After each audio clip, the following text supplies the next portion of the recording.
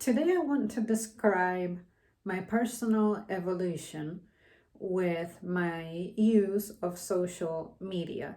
I'm not necessarily going to sit here and demonize social media or praise it, celebrate it too much, but I just thought that I would put into perspective what my experience has been with it. And you guys feel free to draw your own conclusion on whether or not social media has been good, bad, or neutral in my life. Me personally, I find social media to be mostly neutral in my life. I can be happy with it, I can be happy without it. The reason I can do that is because of the very hands on aggressive approach that I have taken with it at managing what I see, who I see, what I read, what I don't read, what I observe, and what kind of content intercepts me or I intercept. Let's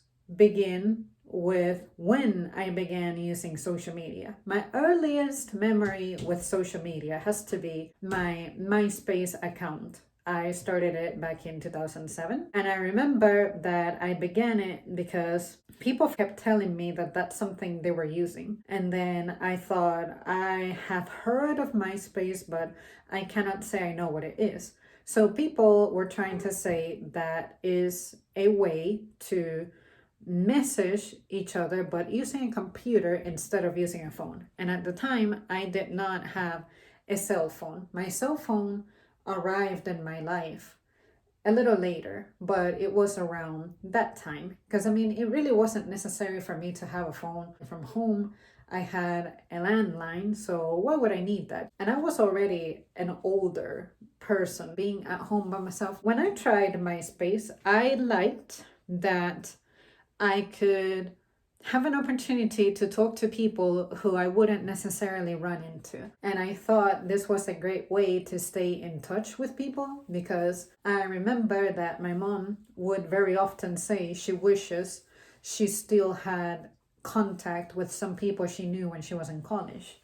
So I thought maybe one day we'll have this address book where everybody just dumps their name and number into this and we can all find each other, kind of like what phone books used to be, but instead of relying on a phone number that's ever changing because people change numbers all the time, this one is more set, more fixed. With that intention, I created my account and I had fun reading people's bulletins. I thought it was cool how people were taking pictures. I found it creative. I was sad that I really couldn't take that many pictures because I really didn't have a digital camera. The one that was on my phone when I eventually got it, it was one of those things that we used to get charged by messages. The rate by my standards was expensive. So it really wasn't something viable for me. And do you guys remember how grainy and trashy the quality of cameras was at the time? I think that I really couldn't justify taking pictures like that. Although I had the, what do you call those cameras that have like the little film that you gotta develop and stuff? I forget the exact name of it, but I had one of those. It's not like I could just practice taking a selfie with it because once you take a picture, you're committed to that picture. You can't go back and edit it and delete it if it's not flattering. So I thought, is just not a thing I can do, participate in this whole picture uploading stuff. And at some point, I was curious about how people had so many pictures. And then that's when I learned that people had digital cameras. And then eventually, one of my friends showed me how a digital camera works and the SD card and how to connect it to your computer and all of that. And I just remember being absolutely overwhelmed. So the photos of me from that time, they are primarily courtesy of any friend of mine who may have had a digital camera and she was taking pictures of me, whether with my knowledge or without my knowledge. And I'm kind of grateful for that because I wouldn't have any pictures of me at around that age quite as much. It's one of those things that I'm definitely grateful for because taking pictures, Mom was the owner of our camera, so it had to be like a special occasion type of thing. So for us, taking a picture was a big deal. I started feeling a little bit of pressure looking at some of the pictures that people would post, because in the summers I was always alone. I never got to go anywhere. I didn't have a car. I didn't know anybody like that either. Say anyone with their own vehicle who could come over and pick me up. And on top of that, I felt like because I was living with mom, I didn't feel I had, I guess, permission to go out and do those things. It was painful to see that people got to go to the beach or to the lake and things like that, and I was stuck at home. I'm like, I would love to be able to go outside during my summer months. So it was very wasted time. So instead, what I would do is I would check my MySpace profile, and if there was nothing going on there, I would just go indulge on video games. Honestly, that was about all that I would do recreationally. I could use the computer and practice keyboarding. Eventually, I remember that's when I was told about YouTube, and I remember looking up content about video games, like, oh my god, I'm stuck on this level, how do I beat it? And I was grateful for that. And another thing I was doing was any old movies I could recall, any old TV shows I could recall, I was looking them up to see if I could catch them, considering that when stuff used to air on TV or on cable, most of the time I had to miss it if I was in school.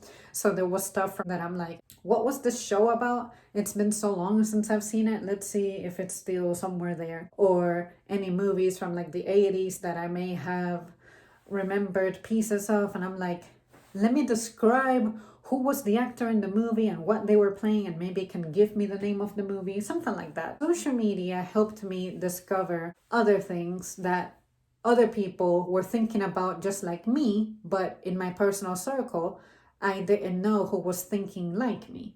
So that was one of the things that I feel helped strengthen my social life. And me personally, I was always a big fan of typing on the computer. I felt happy that I had a chance to talk to people by typing to them as opposed to verbally speaking to them, because I was never quite wild about chatting with people, because I was usually finding people in groups, and you guys know that groups just absolutely drown me. I don't get to shine in a group. I was able to bond with people one-on-one better when I would write to them. And of course, I didn't feel like spending on postage, so I stopped sending handwritten letters by the year 2006, I would say, early 2006. Kind of glad that computers took over that, because now looking back, as much as I take great pride in handwriting, a lot of the things that I had to say to the people at the time I was writing to, it was kind of wasteful. It was nothing really with substance. I didn't like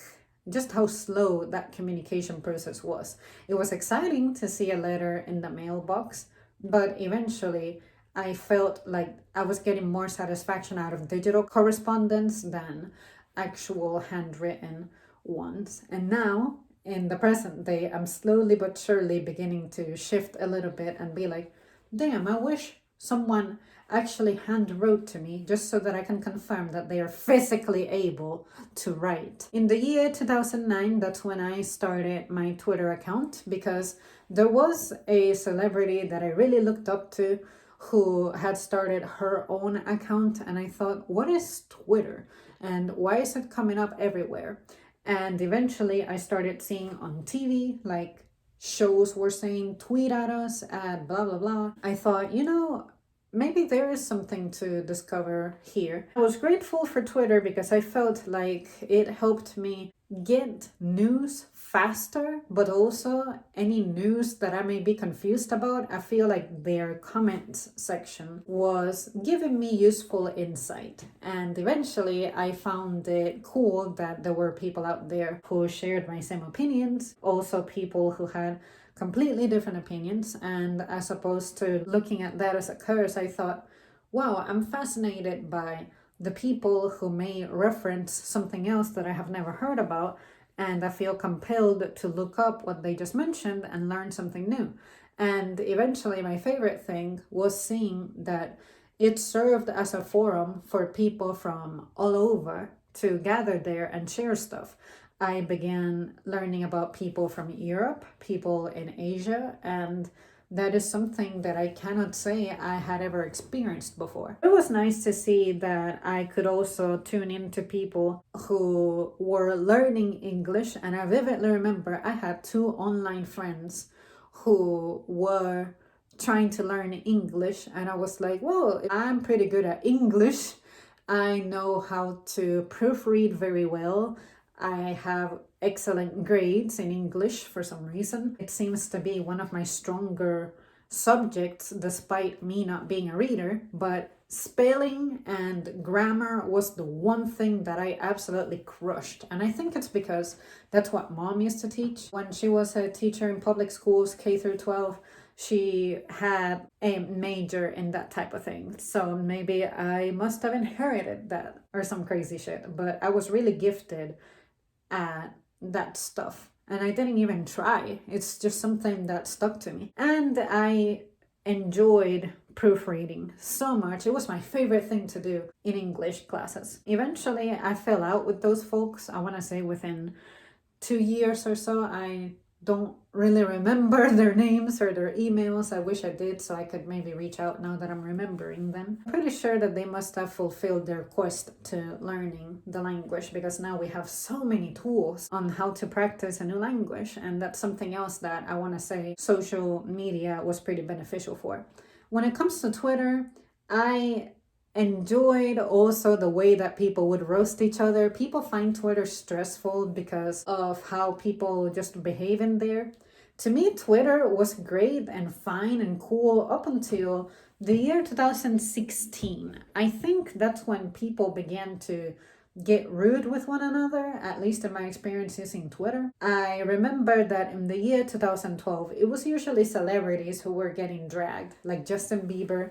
You would see a lot of tweets that would love him and a lot of tweets that would hate him. And he used to trend pretty much every day on Twitter. I just remember that I started getting some people tweeting mean things at me around the year 2014.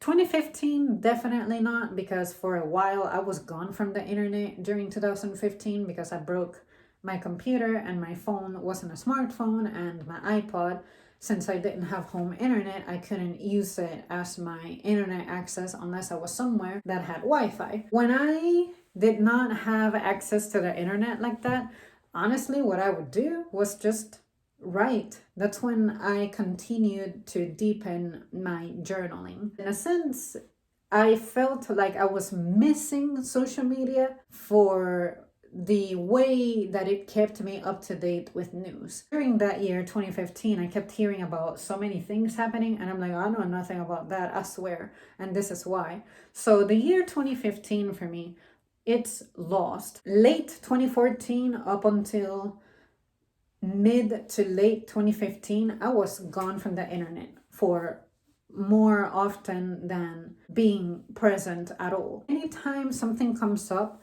that is reference to have happened during that time, immediately I'm like, oh, I guess I never heard about this because that was during the time that I didn't have internet access. During that time, I can tell you that I was missing it because it was one of the forms of entertainment that I knew, but at the same time, I didn't feel like my life was being negatively impacted. I didn't feel like I was deteriorating in any way because I couldn't access social media. Now, in more present times meaning maybe 5 years ago up until now, I feel like social media has taken over in ways that if you don't manage it well, it can affect you. For me, what I enjoy is when I randomly tweet about things to companies and then they may reply and I learn things that I otherwise wouldn't have. And I guess I should mention Facebook. Toward the year 2010, that's when people were migrating to Facebook. I think I created my Facebook in 2009, but I hated its format, and to this day I still do. I was still using MySpace, and Facebook, I tried to get into it, but I just couldn't because I wanted to use it like I was using Twitter,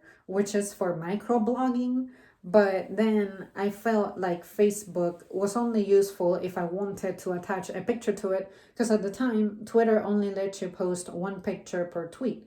and there was no such thing as threads. So sometimes I see old tweets of mine that kind of feel like a comment out into space, and I'm like, what was I talking about?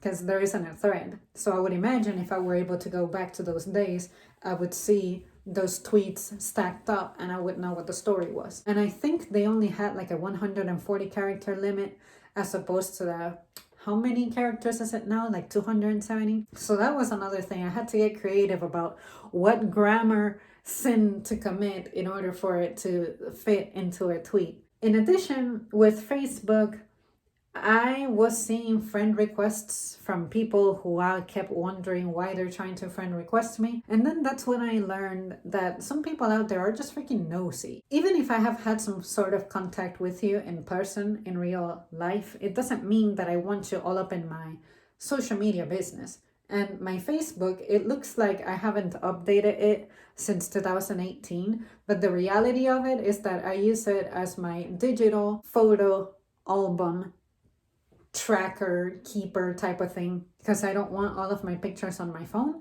but they need somewhere to go. So I took my profile and I just turned it into a giant ass photo album. That's about it, really. I don't post updates, I don't stalk people.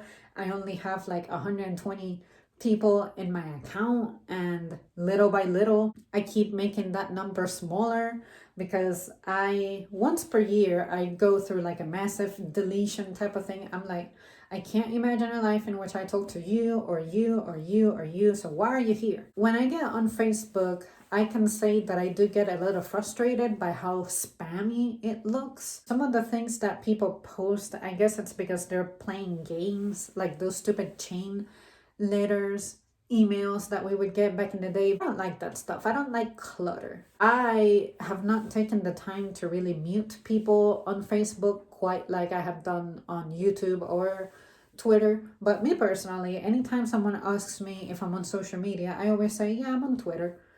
Good luck finding it. I'm not going to tell you exactly how to find it. Outside of that, if you find my Facebook, you can friend request me, but I guarantee you that more than likely you're going to get rejected or ignored. I have about 50 friend requests that I never declined but never approved. So don't be offended, it's just the way that I am. If we ain't tight, if we don't have any business pending, I don't want you there. The reason I do that is because, again, I just don't like clutter. If you're going to be there on my page, it's because you're going to bring something. I would like to bring something to you too. And like I have always said, if you're someone who's a big deal to me and you truly matter and I must not lose touch with you, you will have my phone number and you will know to text me or call me directly. If you're not doing that, we're not rolling. So why? Just why? Facebook, I like to have it as sort of a backup to my contacts. And if there's someone who is not on my contacts, it's a semi-guarantee that I will end up deleting you. Again, it's just the way it is. I'm okay with my teachers. I'm okay with my family being there. Other folks who are just friends or secondary people, y'all can go. In conclusion, I think that because I have managed my accounts very closely, I knew what I wanted. The first thing that I wanted was to not receive notifications.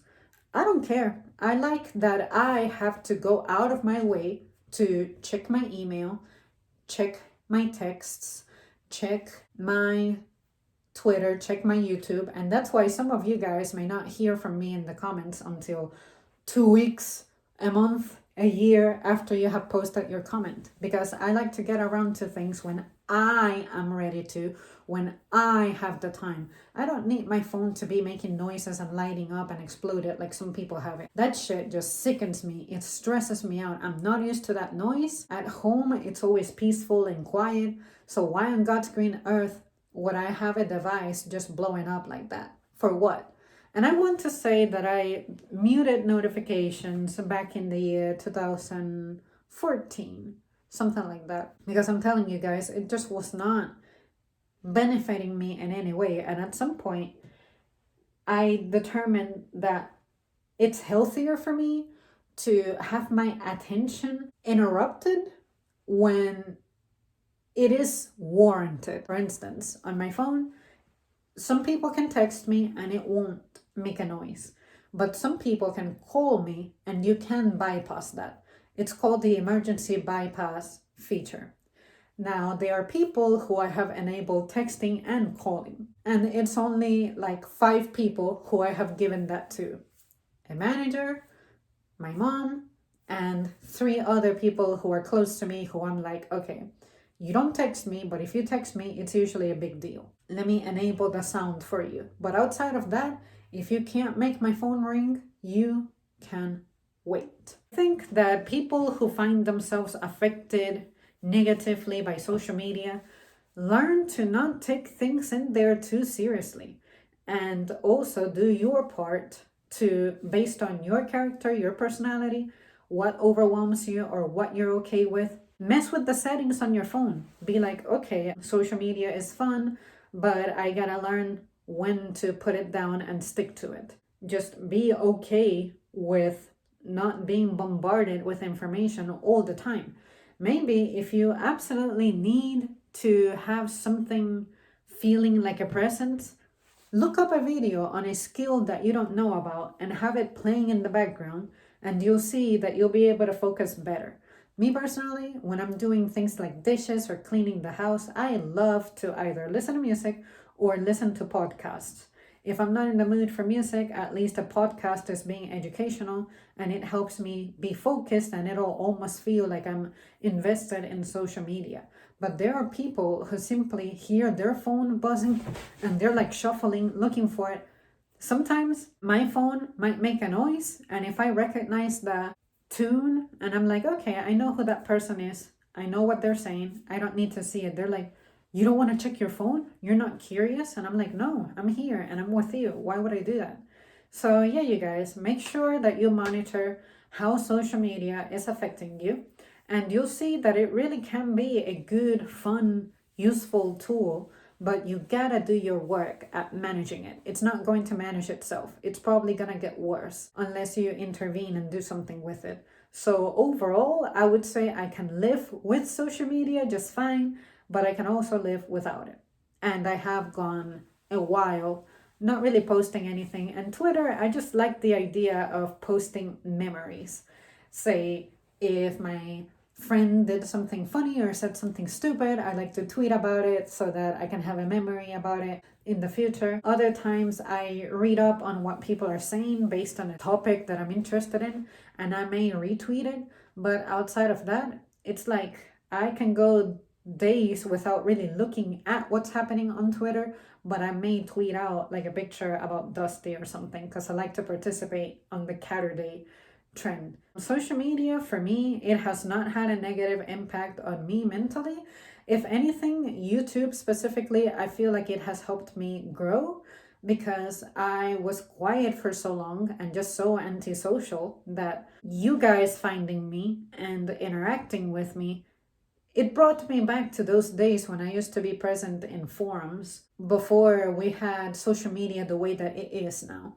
And the difference is that I'm the star on this channel, on this show, whereas in forums like that, you are part of a group and other people are going to be contributing to that topic. Here, I control the topic, I control the content. It's about me, me, me, me. I get to hang out with myself, but you guys also get to hang out with me for me.